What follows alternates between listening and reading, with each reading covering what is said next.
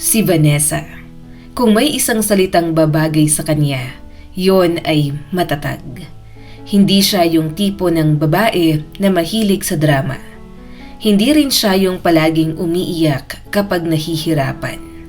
Simula pagkabata, parang may sariling mundo na siya. Mundo ng responsibilidad. 6 na taong gulang pa lang siya nang isang araw, umalis ang kanyang ama. Walang paliwanag, walang paalam. Isang umaga, hindi na lang ito umuwi. At doon natapos ang pagiging bata ni Vanessa. Sa maliit nilang bahay sa isang probinsya sa Laguna, nagsimulang magbago ang lahat. Ang dating masayang pamilya ay naging 2 na lang. Si Vanessa at ang kanyang ina na si Aling Rosa. Si Aling Rosa ay naglalabada sa mga kapitbahay. Namamasada minsan ng tricycle ng kapatid niya at kung ano-ano pang racket para lang may makain sila. Pero kahit anong kayod, kulang pa rin. Madalas tuyo ang ulam, minsan asin at kanin lang. Isang gabi, nagsalita si Vanessa. Mahina pero determinado ang boses. 6 na taon pa lang siya noong mga panahon na yon. Ma, paglaki ko po, hindi na tayo maghihirap. Bibili ako ng malaking bahay. Hindi ka na po maglalaba. Ako na po ang bibili ng lahat ng gusto natin. Napangiti si Aling Rosa. Anak, pasensya ka na. Parang ang aga mong tumanda. Sana hindi nito sirain ang puso mo balang araw. Pero hindi alam ni Aling Rosa na ang batang yon ay hindi basta-bastang masisira.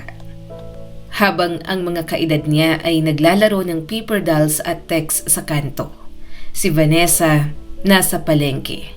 May maliit silang taniman ng talong, sitaw at kamatis sa likod ng bahay. Tuwing madaling araw, gigising siya para tulungan ang ina na mamitas. Pagdating sa palengke, siya mismo ang sumisigaw. Bili na po kayo, sariwa po, kakapitas lang kaninang umaga. Sabi ni Vanessa, masigla pero seryoso ang tono. Hindi siya nahihiya, hindi siya naiinggit sa ibang bata. Sa isip niya, bawat piso ay hakbang palayo sa kahirapan. Lumipas ang ilang taon, lumaki si Vanessa na hindi marunong mag-aksaya ng oras. Habang nag-aaral sa umaga, nagbabantay siya ng pwesto sa hapon. Natuto siyang mag-compute ng tubo bago pa siya matuto ng algebra. Hanggang isang araw, Ma, kung kukuha tayo ng gulay diretso sa mga magsasaka sa kabilang bayan, mas mura po. Tayo na po mismo ang mag-supply sa palengke. Nagulat si Aling Rosa. Anak, sigurado ka ba? Opo, mas malaki ang kikitain natin. At tama siya. Mula sa isang pwesto sa palengke, naging maliit na tindahan. Pagkatapos, 2, at pagkatapos pa noon ay naging 3 na. Si Vanessa ang nag-aayos ng kanilang kita at gastos. Siya ang nakikipag-usap sa mga suppliers. Siya ang nagbibilang ng bawat sentimo. Ikaw talaga ang negosyante ko, proud na sabi ni Aling Rosa. Napangiti lang si Vanessa. Hindi nagtagal, ang 3 maliit na tindahan ay naging chain ng grocery sa kanilang probinsya. May sariling panaderya, may maliit na cafe, may mini supermarket. Ang dating batang namamalengke, ngayon siya na ang may-ari. May kakaiba kay Vanessa. Parang likas sa kanya ang pang-amoy sa negosyo. Alam niya kung saan bibili ng mura, alam niya kung kailan mag-i-invest. Alam niya kung kailan maghihintay. Mula sa mahiyain at payat na bata, naging elegante at respetadong businesswoman. Isang gabi sa isang restaurant sa Tagaytay, kasama ang mga kaibigan niyang na dati ring kaklase. Vanessa, nagpapahinga ka pa ba? Parang trabaho na lang ang buhay mo, sabi ng isa. Confident naman at kalmadong sumagot si Vanessa. Girls, ang trabaho ko ang pahinga ko. Diyan ako masaya. Diyan ako nabubuhay. Si Paul, 2 taon na kayong kasal. Hindi ba siya na-intimidate? Tanong pa ng isa. Napataas ang kilay ni Vanessa. Anong problema kay Paul? Mas malaki ang kinikita ko. Nakakapag-Europe kami dahil sa akin. Dapat nga magpasalamat pa siya. May kaunting yabang na sabi ni Vanessa. Nagkatinginan ang mga kaibigan niya. Hindi nila alam kung maiinggit ba sila o maawa. Dahil habang si Vanessa ay patuloy na umaakyat, may mga bagay na unti-unting nabibitawan. Sa malaking bahay nila ni Paul sa Ayala, Alabang, tahimik ang gabi. Malawak ang sala, magandang interior, mahalang chandelier. Pero minsan, tahimik din ang pagitan nila. Ang batang nangakong hindi na maghihirap, natupad niya yon. Pero ang batang nangakong hindi na iiyak ang kanyang ina. Handa ba siyang harapin na hindi pera ang sagot sa lahat? Sa panlabas na tingin, kompleto si Vanessa. May negosyo, may pangalan, may pera. May malaking bahay sa Ayala, Alabang. May asawa. Pero kung tatanungin mo siya kung masaya ba siya, mahihirapan siyang sumagot. 2 taon na silang kasal ni Paul. Wala silang anak, wala ring sigawan sa labas. Walang eskandalo. Pero wala ring pagmamahal. Si Paul ay isang masipag na empleyado sa isang pharmaceutical company sa Makati. Tahimik, desente, at hindi palaban. At yon ang hindi matanggap ni Vanessa. Isang gabi, habang nakaupo sila sa hapagkainan, mahinahon pero pagod na nagsalita si Paul. Vanessa, buong araw ko na naman sa opisina. Hindi mo na ako napapansin. Hindi man lang tumitingin sa kanya si Vanessa. Dire-diretso itong nagtatype sa tablet.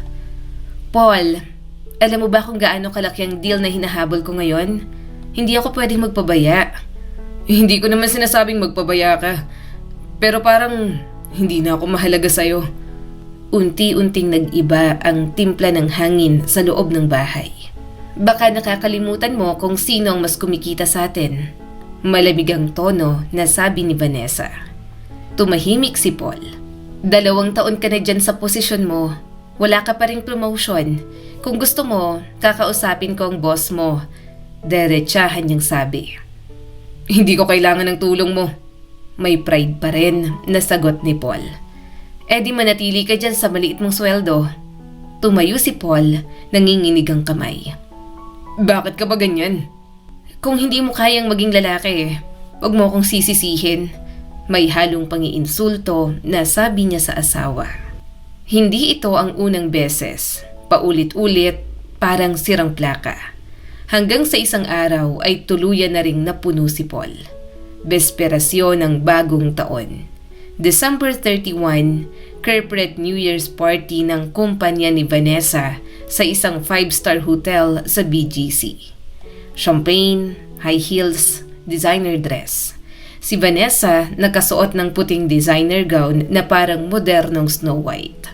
Elegante, mahal, at mataas ang tingin sa sarili. Pero sa kalagitnaan ng toasts, pumutok ang champagne cork. Diretso sa gravy boat ng waiter. Sumabog ang sarsa. Natalsikan ang damit niya ng bolognese sauce. Isang pulang mantsa sa puting tela. Para bang simbolo ng isang bagay na mas malalim. Pasado 12:00 na nang makauwi siya. Medyo lasing. Pumasok siya sa bahay na parang walang ibang tao roon. Dire-diretso sa kwarto habang naka-shoulder ang phone sa tenga. Grabe, Cassandra. Imagine mo nasira yung dress ko. Imported pa naman yon. Mataas ang boses na sabi ni Vanessa sa kanyang kausap. Mula sa sala, narinig siya ni Paul. Vanessa! Sandali, Cassandra. May sasabihin daw ang asawa ko.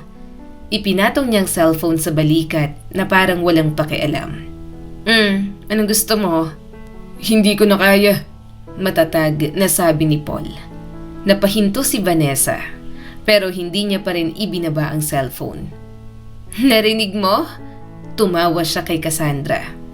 May lakas na siya ng loob. Palagi mo na lang akong pinapahiya. Hindi ko na maramdaman na lalaki ako sa tabi mo. Minsan, hindi mo man lang ako napapansin. Go ahead. Anong drama na naman to? Vanessa, aalis na ako. Malalim ang hininga na sabi ni Paul. Parang tumigil ang oras. Natatawa pa rin si Vanessa. Cassandra, aalis daw siya oh. Naririnig mo? Magpa-file ako ng annulment. Doon lang niya ibinaba ang cellphone. Tahimik, biglang seryoso ang mukha ni Vanessa. Anong kalokohan yan? Lasing ka ba? Hindi. Matagal ko na tong pinag-isipan. Sa unang pagkakataon, hindi nakapagsalita si Vanessa. Hindi siya sanay mawala ng kontrol. Hindi siya sanay na may umaalis. Lalo na kung hindi siya ang may huling salita. Mula sa labas, may busina ng taxi. Nandiyan ang taxi ko, kalmadong sabi ni Paul. Hindi mo kayang mabuhay nang wala ako. Nanginginig ang boses sa galit na sigaw ni Vanessa. Mas gugustuhin ko pang magsimula ulit kesa araw-araw mabawasan ang pagkatao ko. At pagkatapos nun, umalis si Paul. Dala ang isang simpleng maleta. Isang simpleng lalaki pero dala ang natitirang dignidad niya. Tahimik ang bahay, mas tahimik kaysa sa dati. Hindi dahil walang sigawan kundi dahil wala ng taong sumasagot. Si Vanessa nakatayo sa gitna ng kwarto. Hindi umiiyak, hindi sumisigaw. Pero sa unang pagkakataon, may pumasok na tanong sa isip niya. Kung pera ang sukatan ng tagumpay, bakit parang may kulang? Paulit-ulit sa isip ni Vanessa ang mga salita ni Paul bago ito umalis. Mas gugustuhin ko pang magsimula ulit. Ang huling salitang yon bago sumara ang pinto. At sa unang pagkakataon sa loob ng maraming taon, si Vanessa ang naiwan. Ang kapal ng mukha niya. Mahinang bulong ni Vanessa sa sarili. Pero hindi galit ang una niyang naramdaman. Hindi rin lungkot, kundi pagkabigla. Parang may humila ng alpombra sa ilalim ng kanyang mga paa. Unti-unti siyang napaupo sa sahig ng kwarto, nakatingin sa saradong pinto. Hindi siya sanay na may umaalis. Hindi siya sanay na may tumatanggi sa kanya. 30 minuto lang ang lumipas, nasa bar na siya kasama ang mga kaibigan. Medyo kalat ang makeup, naka-high heels pa rin, pero ngayon hawak ang wine glass na nanginginig. Girls, bakit niya ginawa to sa akin? Ginawa ko siyang tao. Ako naghanap ng trabaho niya. Ako ang bumili ng suits niya. Custom made pa yun. Tahimik ang mesa sandali. Si Cassandra ang unang nagsalita. Hayaan mo na siya, hindi ka niya deserve. Kailangan mo ng tunay na lalaki, hindi yung mahina. Tumango si Vanessa. Parang gusto niyang marinig yun. Pero si May, iba ang tono. Vanessa, baka may mali ka rin, sabi ni May. Tumigil ang iyak ni Vanessa. Ang ibig mong sabihin, ako ang iniwan? Ako ang nasaktan? Tapos, ako pa rin yung may mali? Subukan mong ilagay ang sarili mo sa kalagayan niya. Kung ikaw ang pinapahiya, minamaliit at laging kinukumpara, ano ang gagawin mo? Biglang tumigas ang mukha ni Vanessa. Kanino ka ba? Sa akin o sa kanya? Sa katotohanan, sabi ni May. Tahimik sila ng ilang sandali, pero hindi hinayaan ni Cassandra na tumagal ang katahimikan. Hay nako, wag mo siyang pakinggan. Vanessa, masyado ka lang nakatagpo ng mahinang lalaki. Kailangan mo ng matatag, yung kaya kang sabayan. May halong alak ang tapang ni Cassandra. Tama ka, hindi lang naiintindihan ni May. Maghahanap tayo ng mas better, dugtong pa ni Cassandra. At yung mumbler mong ex, babalik yan, luluhod pa. Pero hindi ko natatanggapin. Mapait na napangiti si Vanessa. Isang buwan ang lumipas. Walang tawag si Paul, walang text, walang drama, walang pagmamakaawa. At yun ang masakit para kay Vanessa. Hindi siya hinabol. Mas lalo siyang nagpakalunod sa negosyo.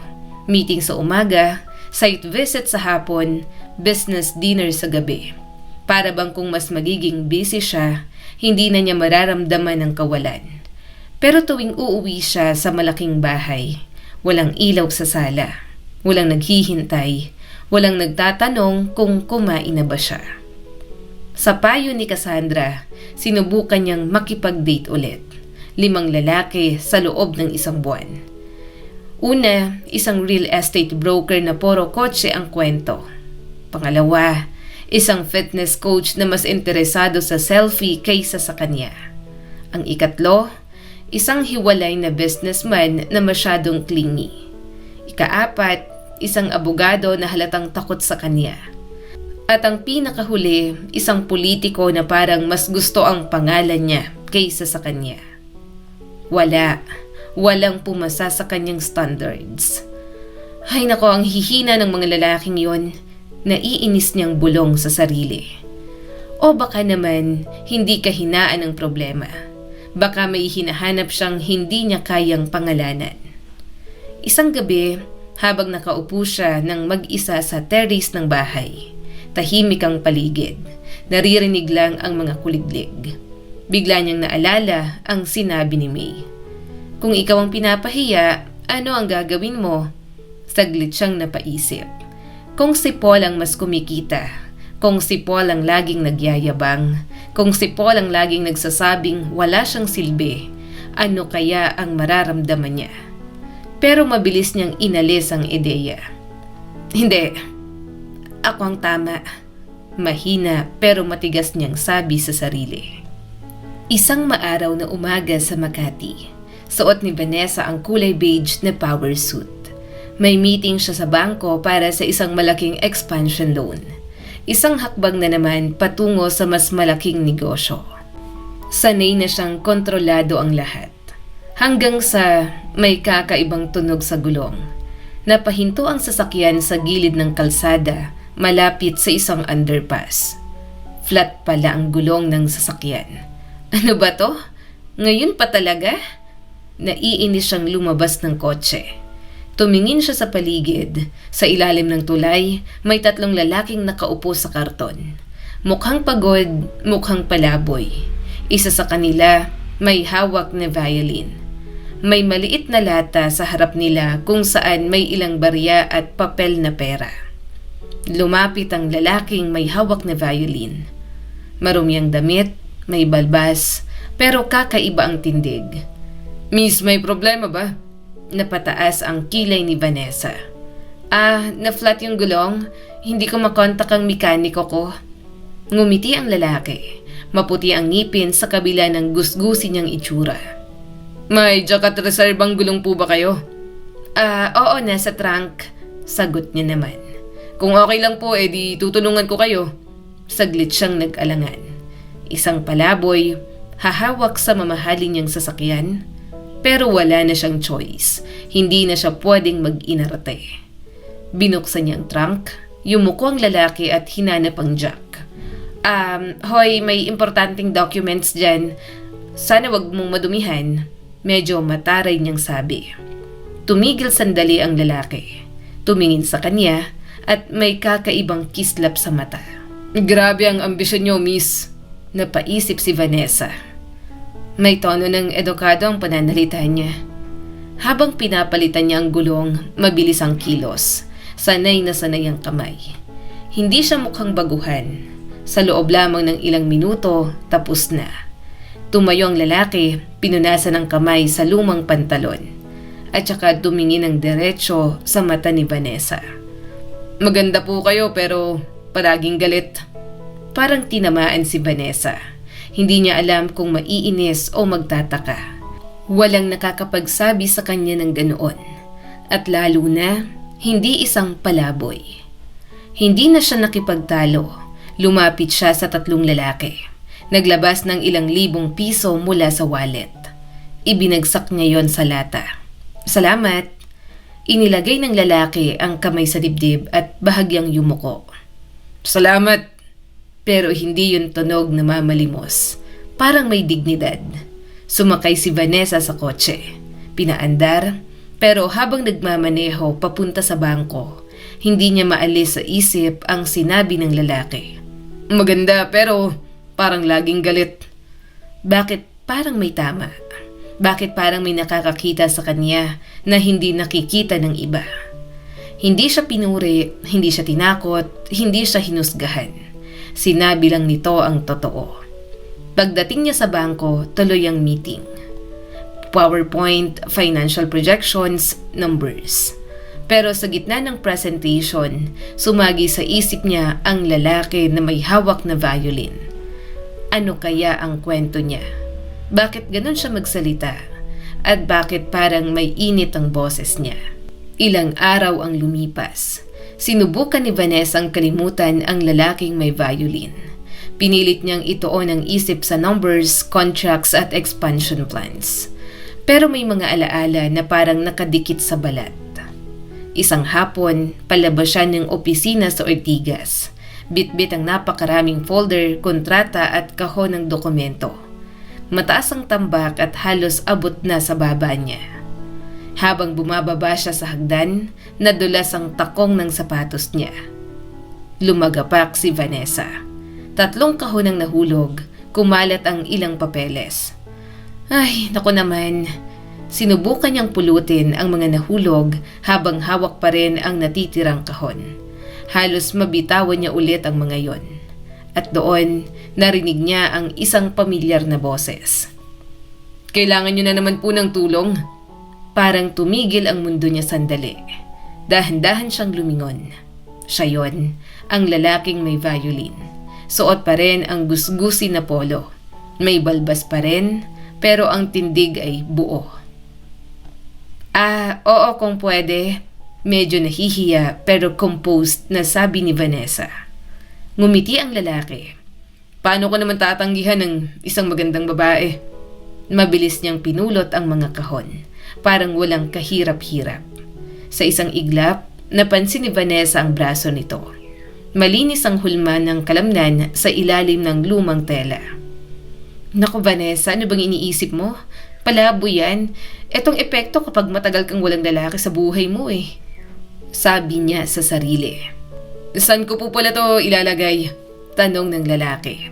Diyan na lang sa likod, sa trunk. Binuksan niyang sasakyan. Maayos na inilagay ng lalaki ang mga kahon. Walang reklamo, walang bastos na tingin. Pagkatapos, tumayo ang lalaki sa harap niya. Ako nga pala si Vanessa. Bahagya namang nagtaka ang lalaki. Yun ang pangalan ko. Naglabas siya ng pera mula sa wallet. Salamat ulit. Heto, ngumiti naman ang lalaki. Tinanong ko po bang pangalan nyo? Natigilan si Vanessa. Salamat po sa pera. Hindi ko kailangan ng kaligayahan. Pero makakabili ako ng pagkain para sa mga kasama ko. Sigurado matutuwa sila. Hindi niya tinanggihan ng pera. Pero hindi rin siya nagmakaawa. May kakaibang pride. Hanggang sa muli, Vanessa, sabi pa ng lalaki bago tuluyang umalis. Parang binuhusan ng malamig na tubig si Vanessa. Hanggang sa muli? Sino ba siya para magsalita ng ganun? Bakit parang hindi siya naiilang sa akin? Bakit parang hindi siya natatakot? Sanay si Vanessa na siya ang hinahabol. Sanay siyang siya ang may kontrol. Sanay siyang pera ang sagot sa lahat. Pero sa lalaking yon, hindi sapat ang pera. Hindi sapat ang pangalan. Hindi sapat ang posisyon. Habang nagmamaneho pa uwi, hindi niya napigilang isipin. Homeless pero may dignidad. Gusgusin pero may kumpiyansa. Walang pera pero hindi maliit. At sa kauna-unahang pagkakataon, matapos umalis ni Paul, may lalaking hindi siya kinatatakutan. Hindi rin siya sinasamba. Pangatlong beses, hindi sa ilalim ng tulay, hindi sa harap ng opisina, kundi sa isang supermarket sa labas ng syudad, sa may highway papuntang Tagaytay. Isang branch na plano niyang bilhin para sa expansion ng negosyo. Natapos ang meeting, namili siya ng ilang imported goods para sa bahay. Kontrolado ang lahat hanggang sa habang papalapit siya sa parking lot, nakita niyang bukas ang pinto ng sasakyan niya. 2 lalaking nakaitim ang biglang sumakay. Sumara ang pinto at umarangkada ang kotse niya. Hoy! Hoy, ang ginagawa niyo? Tumakbo siya ng ilang hakbang pero huli na. Habang nanginginig ang kamay niya sa paghahanap ng cellphone sa bag, isang motorsiklo ang biglang lumapit. Sa isang iglap, hinablot ang bag niya at naglaho sa likod ng mga garahe. Ano ba tong araw na to? Halos maiyak sa galit si Vanessa. Wala siyang kotse, wala siyang cellphone, at wala rin siyang wallet. Bumalik siya sa supermarket pero sarado na. Pasensya na po ma'am, close na talaga. Wala man lang nakatulong. Walang nakakakilala sa kanya bilang may-ari ng chain. Walang may pakialam kung gaano siya kayaman. Napatingin siya sa suot niyang patent leather heels. Designer, mahal, pero walang silbi sa mahabang lakaran. Hinubad niya yon at nagsimulang maglakad sa gilid ng highway. Dati, siya ang dinadaanan ng kotse. Ngayon, siya ang naghihintay. 40 minuto siyang naglakad, walang dumadaan, walang humihinto. Ang Iron Lady, ngayon pawisan, pagod at nag-iisa. Mula sa kurbada, may lumang kalawangin na kotse ang papalapit. Parang himala na umaandar pa. Huminto yun sa tabi niya. Bumaba ang bintana. Anong klaseng reunion to? Magandang binibini. Sasakay ka ba? Dahan-dahan siyang tumingala. Siya na naman, ang lalaking may violin. May kotse ka pala? Gulat at pagod na sabi ni Vanessa. Napangiti siya. Hindi po sa akin pero umaandar pa naman. Saglit siyang nag-alangan pero wala na siyang choice. Sakay na, ihahatid kita. Tahimik siyang sumakay. Halos buong biyahe, walang nagsalita. Naririnig lang ang tunog ng lumang makina at ang malalim na paghinga ni Vanessa. Hindi siya sanay sa ganito. Walang kontrol, walang power, walang backup plan. Ang lalaking yon ang unang nagsalita. Paano ka napunta ron? May nangyari ba? Tumingin siya sa bintana. Hindi niya alam kung bakit, pero gusto niyang magsalita. Kinuha ang kotse ko at hinablot ang bag ko. Sandaling katahimikan ang sumunod. Kaya pala, galit ka na naman. Hindi niya yun sinagot, pero ngayon, hindi na siya nagalit sa salitang yon. Sa loob ng lumang sasakyan, may kakaibang pakiramdam. Hindi siya tiningnan bilang CEO. Hindi siya tiningnan bilang mayaman. Tiningnan siya bilang isang tao. At sa unang pagkakataon matapos umalis ni Paul, may lalaking hindi natatakot sa kanya. Hindi rin siya pinapahiya. Tahimik lang, matatag, at habang papalapit sila sa subdivision niya, napansin ni Vanessa. Hindi siya sumigaw, hindi siya nagreklamo. Bumigay ang katawan niya. Napahilig siya sa balikat ng lalaki. At doon na tuluyang bumuhos ang luha. Sige na, huwag kang ganyan. Hindi ko man alam ang nangyari pero magiging maayos din ang lahat. Dahan-dahang iniangat ni Vanessa ang ulo niya at tumingin sa mga mata nito. Pasensya na. Umiwas siya at pinunasan ng pisngi. Sandali lang yan. Hindi ka kasing tigas ng pinapakita mo. Inabot niya ang panyo. Punasan mo tapos tuloy na tayo. Pinunasan ni Vanessa ang mukha at inabot pabalik ang panyo.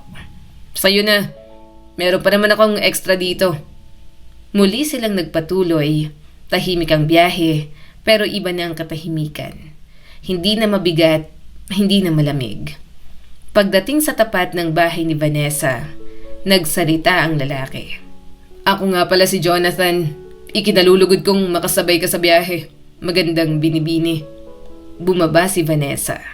Bago pa siya makapagsalita, marahang hinalikan ni Jonathan ang likod ng kamay niya.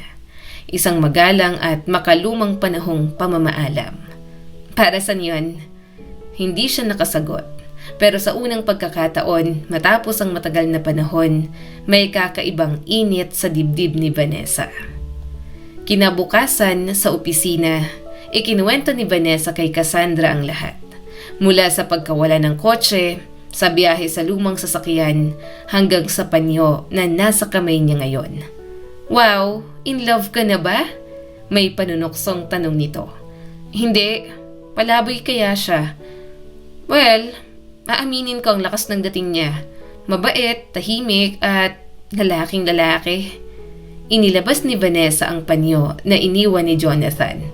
Teka, tingnan ko nga. Sinuri niya ang tela, ang tahi, ang maliit na monogram sa gilid. Uy Vanessa, hindi to ordinaryo. Designer to. Limited edition. May nakita kong ganito sa spring collection. May initials pa.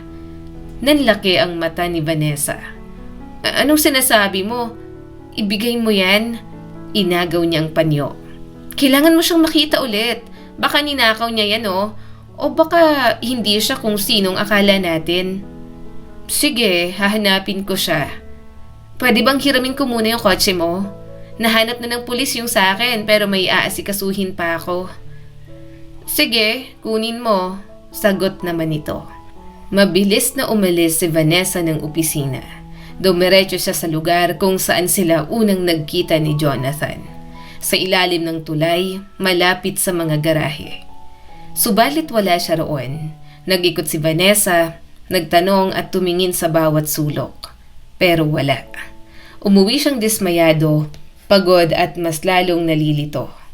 Bago siya makapagpalit ng damit, tumunog ang doorbell. Isang courier ang nasa pintuan. May parcel po kayo ma'am, pirma lang po dito. Malaki ang kahon. Binuksan ni Vanessa. Sa loob, isang napakagandang pulang bestida. Bukas ang likod at may kasama pang note. Mukhang hinahanap mo ako. Namiss mo ba ako? Magandang binibini. Sana tamang sukat. Isuot mo to. Hihintayin kita ng 9:00. Tumingin siya sa relo. 8:45 na. Nataranta siya. Mabilis na nagbihis. Inayos ang buhok at isang huling tingin sa salamin. Tumunog ulit ang doorbell. Nandito na po ang sasakyan. Isang itim na SUV na may tintad na bintana ang naghatid sa kanya sa isang eleganteng 3 palapag na mansyon. Isang nakangiting butler ang sumalubong. Hinihintay na po kayo ni Sir Jonathan. Umakyat si Vanessa sa lumang hagdanang may ukit. Pumasok sa malawak na sala. At doon, sa malaking mesa, nakaupo si Jonathan. Malinis na ang ahit, maayos ang buhok, mabango, at ang mga mata kasing liwanag pa rin ng dati. Salamat sa pagpunta. Habang nag-uusap sila, ikinuwento niyang totoo. Una kitang nakita sa isang bar kasamang mga kaibigan mo. Mukha kang mataray, matigas at mayabang. Nalaman ko ang tungkol sa annulment mo sa ex-husband mo at sa paraan mong makitungo sa mga lalaki.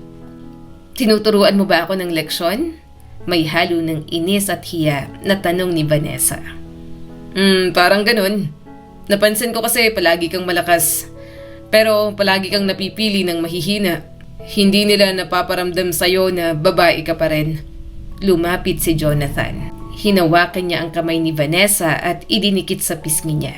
Ngayon alam kong kaya mong maging banayad at magmahal ng totoo. At gusto ko yon. Namula si Vanessa. Sa unang pagkakataon sa buong buhay niya, naramdaman niyang siya ay hindi CEO, hindi Iron Lady, hindi reyna ng negosyo, kundi isang babae na mahina, totoo, at minamahal. Isang gabi, habang pinapanood nila ang mga ilaw ng syudad sa malayo, nagtanong si Vanessa. Bakit mo ako tinulungan nun? Pwede mo naman akong pabayaan. Kasi nakita ko sa'yo ang sarili ko dati. Napatingin siya. Lumaki rin akong walang-wala. Natuto akong maging matigas. Pero natutunan ko rin na ang sobrang tigas ay nakakabasag. Doon unang naunawaan ni Vanessa. Hindi niya kailangang patunayan ang sarili niya sa lahat.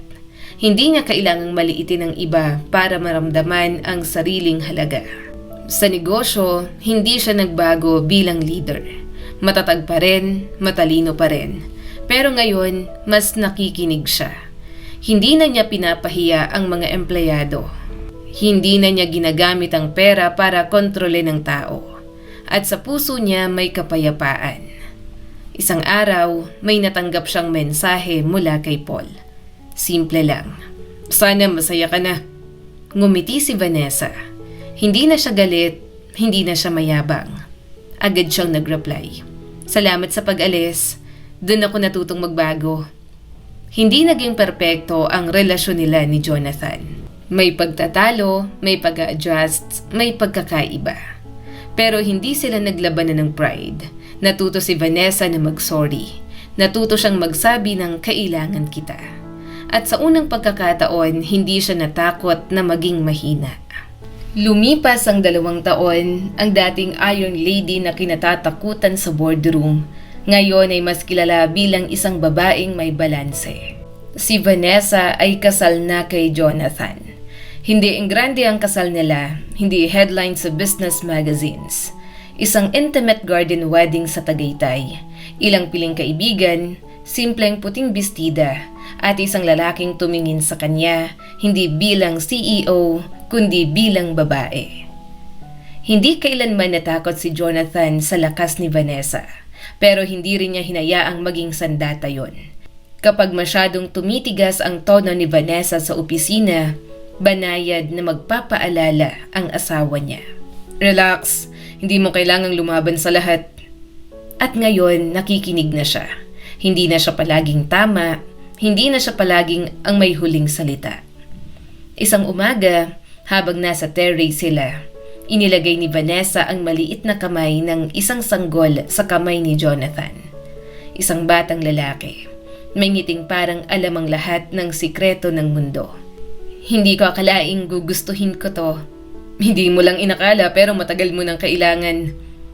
Ang babaeng nagsabing hindi niya kailangan ng kahit sino, ngayon ay may anak na gigising sa kanya tuwing madaling araw.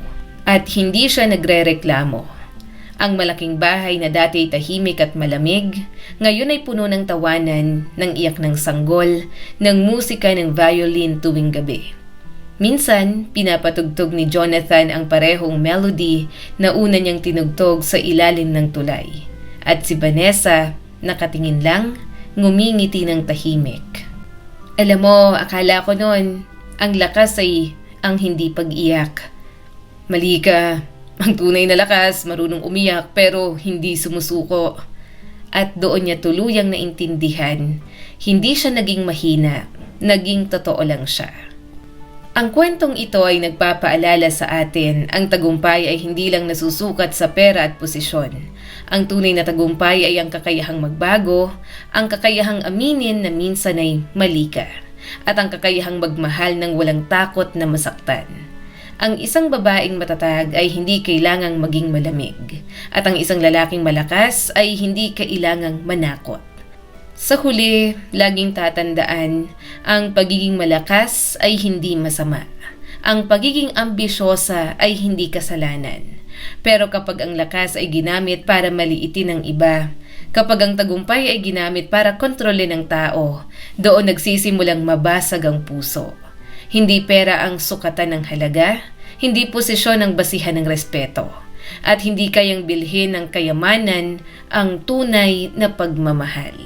Muli, ako po si Skylar Guro at sana may bago na naman kayong natutunan sa kwento natin ngayon. Maraming salamat po.